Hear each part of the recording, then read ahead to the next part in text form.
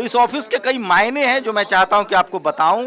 ऐसे वक्त में जब मैं तमाम बहुजन नेताओं से मिलता हूं जो सवर्ण लीडरशिप वाली पार्टियों में काम करते हैं, वो फूले पेरियार अंबेडकर के नाम लेने से हिचकिचाते हैं।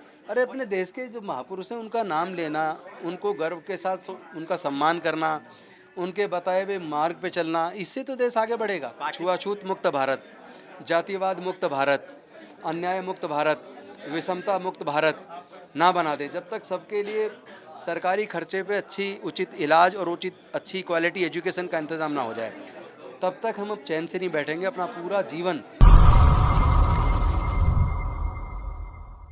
मैं इस समय दिल्ली सचिवालय में हूं और सोशल जस्टिस मंत्री जो हैं राजेंद्र पाल गौतम, उनके ऑफिस का उद्घाटन हुआ है। नया ऑफिस है, आप देख रहे हैं उनके चाहने वाले, उनके जानने वाले जो तमाम समर्थक हैं वो किस तरह से उनका स्वागत कर रहे हैं। हाल के दिनों में सोशल जस्टिस मंत्री के तौर पर और समाज के एक मंत्री के तौर पर राजेंद्र पाल गौतम ने एक अपनी पहचान बनाई है।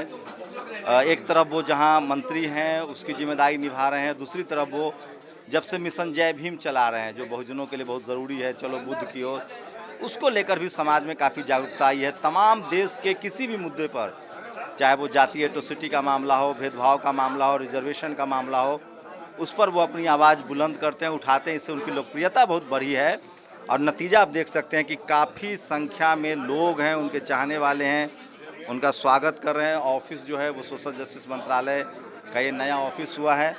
सर, नेशनल दस्तक की तरफ से भी बधाई। बहुत बहुत और धन्यवाद। क्या कहेंगे इस मौके पर?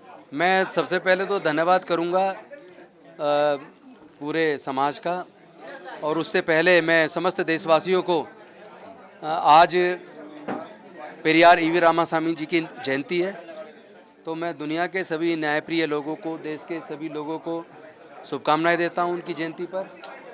और एक संकल्प कल बाबा साहेब की जन्मस्थली महू में, इंदौर में मैंने कल जाके लिया था कि जब तक भारत से छुआछूत मुक्त भारत, जातिवाद मुक्त भारत, अन्याय मुक्त भारत, विषमता मुक्त भारत ना बना दे, जब तक सबके लिए सरकारी खर्चे पे अच्छी उचित इलाज और उचित अच्छी क्वालिटी एजुकेशन का इंतज़ाम ना हो जाए, तब तक हम अब चैन से नहीं बैठेंगे। अपना पूरा जीवन इसी संकल्प के साथ आगे बढ़ाना है।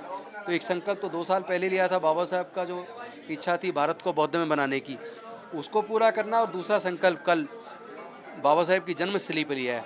ये एक सवाल है, मैं तमाम नेताओं मंत्रियों से मिलता हूं, जब वो सरकारी पदों पर जाते हैं, खासकर जब वो राजनीतिक पदों के हिसाब से जब मंत्री बनते हैं, तो फूले पेरियार अंबेडकर बुद्ध का नाम लेना थोड़ा मुश्किल होता है। क्या आपकी सरकार में, आपकी पार्टी में इस बात की पूरी छूट है या ये रिस्क ले रहे हैं आप जो बाकी नेता नहीं ले पाते? देखिए, अपने महापुरुषों को याद करके और उनके रास्ते पे चल के ही भारत को हम दुनिया का नंबर 1 देश बना सकते हैं। और हम अगर अपने देश से प्यार करते हैं तो अपने देश के महापुरुषों से फिर दिक्कत क्यों है? मुझे तो नहीं लगता कोई दिक्कत है या होनी चाहिए। मुझे लगता है उनके मन में कुंठा है, वो अपने मन में ही डरे हुए हैं। अरे अपने देश के जो महापुरुष हैं उनका नाम लेना, उनको गर्व के साथ उनका सम्मान करना, उनके बताए हुए मार्ग पे चलना, इससे तो देश आगे बढ़ेगा। पार्टी फोरम पे कैसा रिस्पांस मिलता है? आजकल तो खैर आपकी पार्टी का टैग लाइन हो गया है, एक तरफ भगत सिंह, एक तरफ बाबा साहेब। नहीं, देखिए, ये एक विचारधारा की बात है। हमारी पार्टी की विचारधारा है सबको सरकारी खर्चे पर क्वालिटी एजुकेशन मिले, सबको सरकारी खर्च पे क्वालिटी हेल्थ सर्विस मिले, सबको रोज़गार मिले, कोई भूखा ना रहे, और सब अशांति का वातावरण ख़त्म हो, अन्याय का वातावरण ख़त्म हो, सबको न्याय मिले। तो सब लोग मिलजुल के भारत को मजबूत करें, सब लोग एक दूसरे से प्यार करें, जाति और धर्म के नाम पे कोई दंगे ना हो, कोई नफरत का वातावरण ना हो।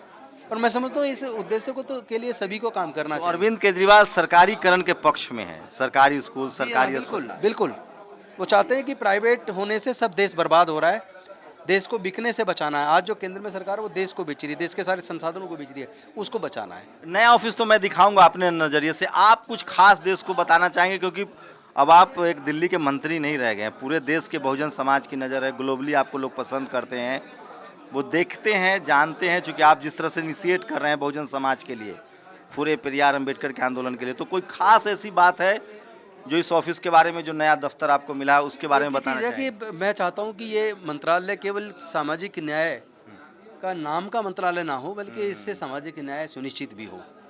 इसी के लिए हमने जो हमारे महापुरुष हैं उनको इसलिए यहाँ रखा था कि उनको याद करके हमारे से गलती से भी कोई गलती ना हो जाए, भूल से भी। तो ये दिल्ली के सोशल जस्टिस मंत्री है। मैं कल आपको बता रहा था कि बहुजन समाज के नेताओं को बहुजन लीडरशिप वाली पार्टियों में तो आज़ादी होती है, लेकिन सवर्ण लीडरशिप वाली पार्टियों में उनको बहुत कंप्रोमाइजेस करने पड़ते हैं। लेकिन ये मिथक को तोड़ा है राजेंद्र पाल गौतम ने। मैं बार बार कह रहा हूँ कि मिशन जय भीम हो, बहुजनों की घर वापसी हो, फुले पेरियार अम्बेडकर की जयंती हो, ये लगातार वो डंके की चोट पर मना रहे हैं। और आज पेरियार की जयंती है, तस्वीरें देखिए, तथागत बुद्ध की तस्वीर है। वैसे भारत के प्रधानमंत्री, राष्ट्रपति जब दुनिया के देशों में जाते हैं तो वह कहते हैं कि भारत की पहचान जो है वो बुद्ध से है, हम बुद्ध की धरती से आए हैं। तो ये तथागत बुद्ध की तस्वीर है और ये भारत का जो राष्ट्रीय चिन्ह है वो देख रहे हैं, तथागत बुद्ध की दूसरी तस्वीर है। तो इस ऑफिस के कई मायने हैं जो मैं चाहता हूं कि आपको बताऊं। और सोशल जस्टिस, जिसको हम सामाजिक न्याय कहते हैं, ऐसे दौर में जब बहुजन नेता इन सब चीज़ों से बचते हैं, जबकि इस नाम का एक मंत्रालय है इस देश में सोशल जस्टिस, लेकिन जब आप सोशल जस्टिस के पूरे डिस्कोर्स को करेंगे, शुरू करेंगे तो बहुत गालियाँ पड़ती है। तो ये देखिए बाबा साहेब की एक शानदार तस्वीर लगी है और ये कॉन्स्टिट्यूशन का प्रियम्बल है। और ये आइडेंटिटी हो गई आजकल आम आदमी पार्टी की। भगत सिंह की तस्वीर है, शहीद आजम भगत सिंह की, और एक और तस्वीर है बाबा साहब की, देखिए। तो सोशल जस्टिस मंत्रालय में सोशल जस्टिस के उन तमाम प्रतीकों को लगाया गया है जिसके लिए सोशल जस्टिस मंत्रालय बनता है और जिसके लिए सोशल जस्टिस की बात करते हैं। ऐसे दौर में जब धर्म की राजनीति हावी है, सोशल जस्टिस की पूरी बातचीत, पूरा डिस्कोर्स हाशिए पर है, वैसे समय में राजेंद्र पाल गौतम ने एक लकीर खींचने की कोशिश की है। और ये शानदार दफ्तर है सोशल जस्टिस मंत्रालय का, लेकिन वो तस्वीरें मायने रखता है जो मैं आपको दिखा रहा था। और मैं इसीलिए यहाँ आया था कि उन तस्वीरों के क्या मायने हैं वो आप तक पहुँचाऊँ। और ये देखिए, ये उनका नेम प्लेट है, ये नेम प्लेट है राजेंद्र पाल गौतम, समाज कल्याण, अनुसूचित जाति व अनुसूचित जनजाति मंत्री, सहकारिता एवं गुरुद्वारा चुनाव, उनको मंत्रालय है, राष्ट्रीय राजधानी क्षेत्र नई दिल्ली। तो एक बड़ी जिम्मेदारी मिली है। इस दफ्तर का उद्घाटन हुआ है। मैं इस समय दिल्ली सचिवालय में हूँ।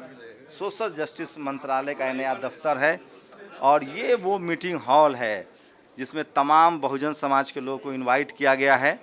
तो शानदार है ये दफ्तर। लेकिन सबसे जो खास बात जो मुझे लगा, ऐसे वक्त में जब मैं तमाम बहुजन नेताओं से मिलता हूं जो सवर्ण लीडरशिप वाली पार्टियों में काम करते हैं, वो फुले पेरियार अम्बेडकर के नाम लेने से हिचकिचाते हैं, बचने की कोशिश करते हैं, सोशल जस्टिस की बात नहीं करते हैं। उस दौर में एक मंत्री अपने दफ्तर में जब फुले पेरियार अम्बेडकर, भगत सिंह की तस्वीर लगाए और पेरियार की जयंती को सेलिब्रेट करे, तो लगता है कि बहुजन समाज के देर सवेर नेताओं को भी सोशल जस्टिस की बात को आगे बढ़ानी पड़ेगी।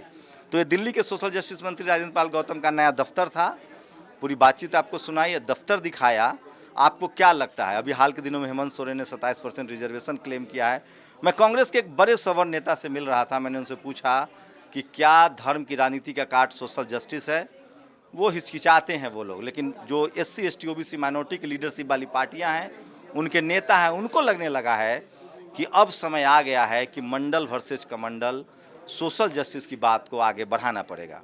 पूरे दफ्तर पर आपकी क्या प्रतिक्रिया है और क्या आने वाला समय सोशल जस्टिस के मुद्दे पर ही अगला चुनाव होगा? बहुजन समाज के नेताओं को सोशल जस्टिस के मुद्दे पर कोई कंप्रोमाइज़ नहीं करना चाहिए और समाज बहुत तेज़ी से बदल रहा है, इसलिए नेताओं को भी अब बदलना पड़ेगा। अपनी प्रतिक्रिया जरूर दीजिए।